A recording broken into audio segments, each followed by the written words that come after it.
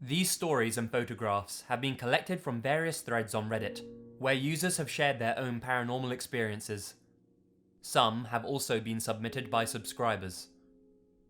All of those who posted their experiences maintain they are 100% true. Number 1. I was a police officer when this happened. I had a call to a residence for a mental evaluation, or a 5150. Anyway, I get there, and I speak to a 50-something-year-old woman who states that her 20-something-year-old son is under the influence of an unknown drug and kept repeating that he can't go into his bedroom because there was an old man hanging in his room. She stated that she was too scared to go into his room and investigate it herself because he constantly brings over friends that are drug addicts and is unsure if his claims were true or not. I then go and speak to the son, who is clearly under the influence of a stimulant. He goes on to tell me that he was told by a spirit not to enter the bedroom because her father, dressed in his military Class A uniform, was hanging in his bedroom. I checked the room out, and of course, there was no body hanging in the room. As I'm in the middle of explaining to the mother that there was no body in the bedroom, a veteran officer arrives at the scene to assist me. He pulls me aside and stated that earlier in his career, he responded to this exact residence, and in that exact bedroom, he had to investigate a suicide by hanging of an older male subject. He couldn't remember all the details, so I looked it up in our report management system in my patrol car, and sure enough, the officer was correct. The subject who died was a World War II veteran and had dressed in his military uniform before he hung himself. Number 2. A Reddit user took this photo of his uncle at the Grand Canyon at a spot where both men were sure that they were alone. Neither the photographer nor the uncle noticed the man standing in the bushes until after the photo was developed. Here is an enhanced version of this image. The man appears to be unnaturally large, though this may just be the result of a forced perspective. This image isn't necessarily supernatural, and it could just be that the man was simply hidden in the bushes and neither of the other men noticed him. Either way, there's something extremely eerie about this photo, and even if this is an image of an ordinary man rather than a ghost, the photo captures a moment of profound vulnerability. What were his intentions? As one Reddit user puts it, I think it makes people uneasy because all of us could be this vulnerable without ever knowing it. Number 3. One year, when I was younger, I was in Taiwan and had travelled to a busy night market. These are very popular gatherings that usually operate in the evening. Nearby, I spotted a sign for a net cafe in a 5 to 6 story tall building. Thinking I'd fire off some quick emails, I walked into the dark, small entrance of the building. The building was old and hadn't been well maintained, but it's not out of the ordinary in Taiwan. The entrance just had a dark hallway that led to a small elevator. I pressed the elevator call button and enter. The elevator was uncharacteristically new compared to the rest of the building, but I didn't think too much of it. Like most Chinese buildings, there wasn't a 4th floor. It's considered bad luck, since 4 sounds like death in Chinese. So the elevator buttons just read 1, 2, 3, 5, 6, which was usual. I looked for the floor that the net cafe was on. That was the 6th floor. I pressed the button. It lurched into action quietly and began the ascent. When it stopped, I figured it was my floor, so I instinctively began to step out. Right before stepping out, however, the sight outside the elevator stopped me. It was pitch dark, only lit by the light of the elevator. It appeared as if it hadn't been occupied for decades, with some random pieces of furniture covered with white cloths. It was a small building, so each floor was single occupancy. As such, I could see pretty much the entire floor from the elevator. Thinking I must have gotten the wrong floor, I checked the light which indicates which floor you're on. Strangely, there was nothing. None of the indicators were on, but the floor button to the net cafe was still lit, so I know I haven't gotten there yet. All this happened within a couple of seconds. That's when I noticed a figure moving in the distance of the floor. It wasn't very visible, but I could make out what looked like a person, dressed in some kind of gown, moving slowly towards the elevator. I was thoroughly creeped out, so I started pressing the button to close the door. As soon as I pressed it, the elevator light flickered off. I am this close to pissing my pants, and it's actually kind of freaking me out thinking back to it. The lights flickered back on in under a second, and the door closed. The elevator jolted back to life. A few moments later, and I was at the net cafe. I am beyond relieved at this point. I walk out immediately, and I sat down at a computer. After gathering my wits a bit, I walked over to the cashier's desk, and I told them what I saw. The girl working there listened, and her face turned a bit ashen, so I asked her if she had heard of similar experiences. She told me that she's never experienced it, but some co-workers and occasionally customers have brought this up. Basically, the building has 6 floors, and the 4th floor had a history. Apparently, the floor used to be a hair salon of sorts, until one of the employees killed herself there. She slit her wrists over the hair wash station and died. The store continued operations, despite stories of weird appearances. A couple of people reported seeing someone's figure walking away in the mirror. Naturally, the business closed down a few months later. The building owner tried to re-rent the place out, but never had any luck. Most businesses are quite superstitious, and no one wanted to rent the 4th floor, especially after someone had died in it, even at a very cheap price. Finally, after dropping the price to nearly nothing, a stationery supply store wanted to rent. During the renovations of the store, however, several accidents would happen. Work supplies would end up in strange places, a mirror from the previous business shattered when no one was near it, and finally, a worker had his hand jammed in between the elevator doors when it closed on him unexpectedly. The workers refused to continue working there, and eventually, the business left, and the building owner finally gave up and shut down the floor. He then had the elevator company come in and replace the panel, so that the elevator could not go to the 4th floor. Let me repeat that. The elevator was programmed to never go to the 4th floor. It doesn't even have a button. But for some reason, sometimes when people take the elevator, it would go to the 4th floor, and the doors would open, and some, like myself, would see a figure walking around in the dark. Number 4.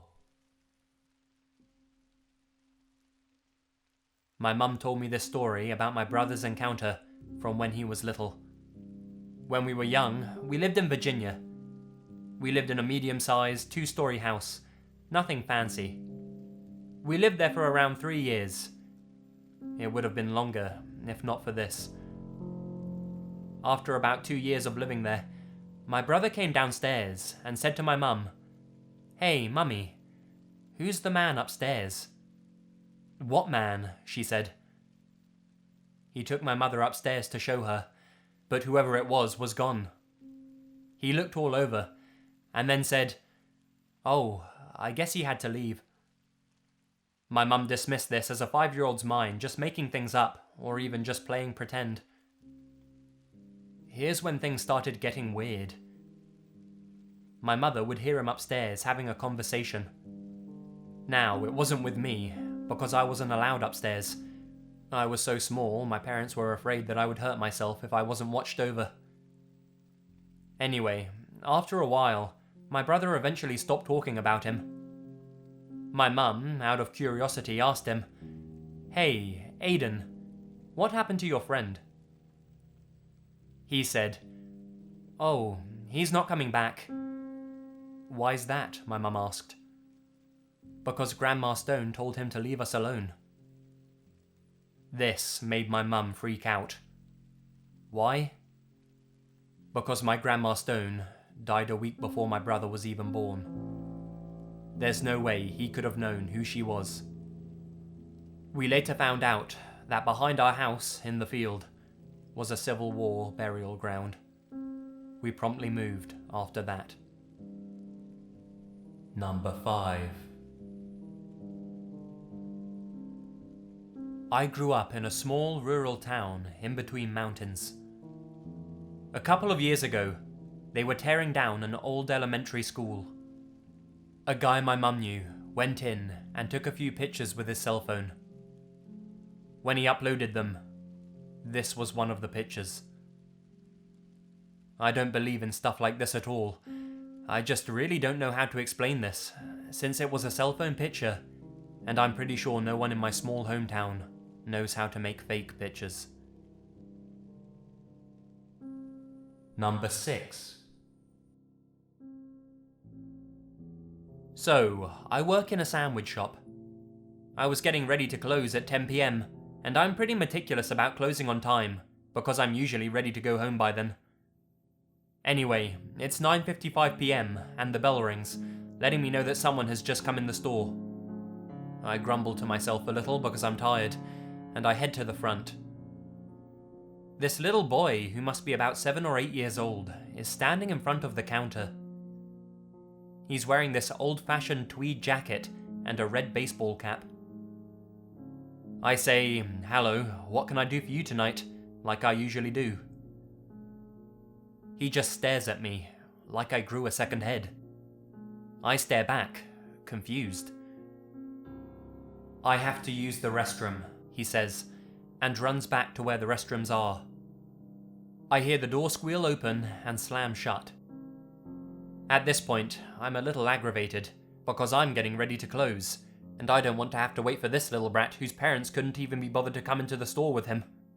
So, I start to close. I turn off the open sign, and I head to the back to do some quick dishes, thinking, I'll just lock the door behind the little boy when he leaves. I finish the dishes, and I start to put the food into the refrigerator.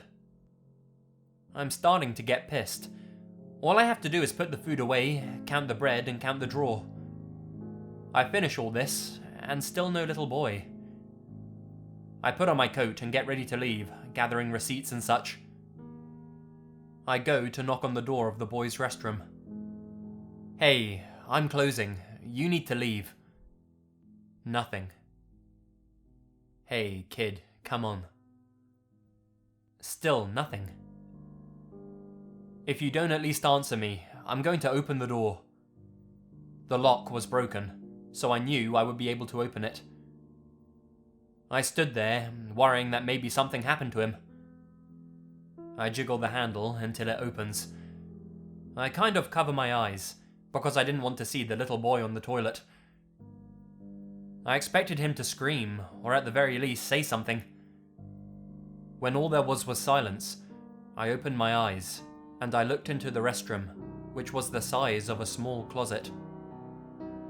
There was no one, no sign of anything. The lid was still lifted from when I had cleaned it earlier. There was no trash in the bin either, nothing. I checked the girls' restroom, the entire lobby, nothing, and there is absolutely no way that he could have left. It's impossible, because I've worked there long enough that the doorbell is a Pavlovian response, and you can hear it clearly everywhere in the store. I went into work a little early the next morning, and I got my check. My close friend was there, and she and I talked for a little about her boyfriend and gossip that she had and whatever. Then she says, "Dude, there was the creepiest little kid standing outside the front door this morning when I came in." I reply, "Really?" Yeah, he was just standing there, staring in the window. But when I went to open the door, he ran off. What'd he look like? I asked, trying not to freak out. Young boy, green coat and a red hat. Neither I nor anyone else has seen or heard from him since. Number 7. I was a kid when this happened. My uncle and I were finishing up chopping and gathering firewood for my grandmother because it was getting dark.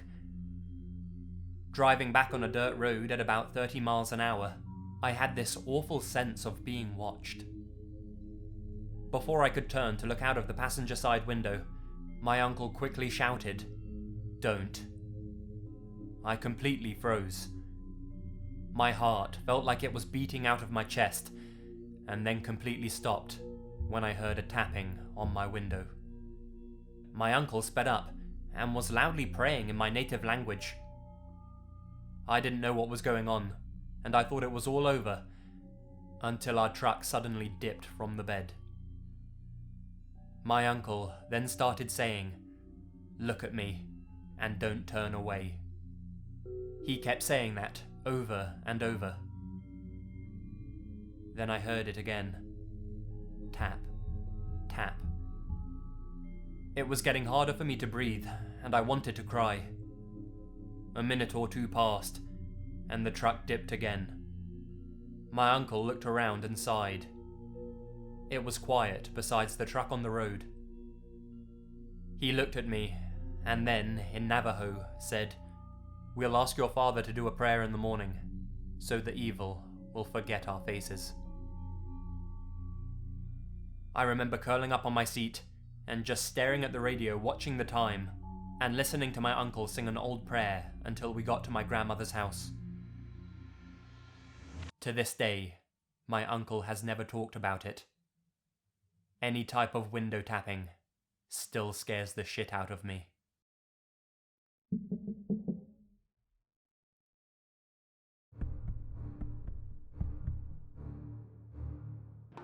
Hi guys, Lazy here, and thank you very much for listening. I hope you enjoyed these ghost stories. I had quite a few of them stored up, so I just thought I'd share a few of them. I know I don't usually do paranormal themed stories, but it's fun to delve into that sometimes. Anyway, don't forget to check out Anthony's artwork, and I'll have another video for you guys on Saturday, which will be Halloween themed again.